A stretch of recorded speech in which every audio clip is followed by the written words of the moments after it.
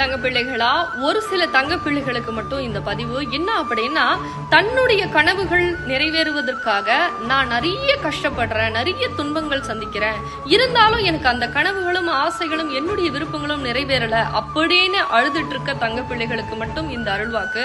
என்ன அப்படின்னா, கனவுகள் நிறைவேறணும் அப்படின்னா உன்னுடைய கனவுக்கு உதவி யாருன்னா செய்வாங்க. அதே போல எனக்கு சில விஷயங்கள் எதிர்பார்த்த மாதிரி நடக்கல, எனக்கு நான் கஷ்டப்பட்டுட்டே இருக்கேன் அப்படின்னு நினைச்சுட்டே இருந்தீங்க அப்படின்னா உங்க கனவு நிறைவேறாது. சரிங்களா?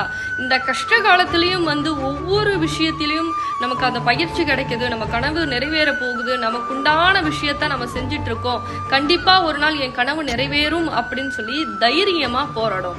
அப்படி தைரியமா போராடுனீங்க அப்படின்னா உங்க கனவுகள் நிச்சயமா நிறைவேறும். ஆனா கஷ்டப்படாம கனவுகள் நிறைவேறும் அப்படின்னா அது கடைசி வரை நிலைக்காது. அதனால கஷ்டப்பட்டு பொறுமையா கடைபிடிச்சி உங்களுடைய விஷயத்த எவர் எது சொன்னாலும் உங்களுடைய எண்ணங்களும் சிந்தனைகளும் மாறாம உங்க கனவு நோக்கி நீங்க பயணிச்சீங்க அப்படின்னா கட்டாயம் நிறைவேறும். அதனால அழுதுகிட்டு கஷ்டப்பட்டுக்கிட்டு இந்த விஷயம் செய்யணும் அப்படின்னு நினைச்சு முயற்சி பண்ணாதீங்க. கனவுகளுக்காக கஷ்டப்பட்டீங்க அப்படின்னா நிச்சயமா உங்க கனவு நிறைவேறும். சரிங்களா தங்க பிள்ளைகளா?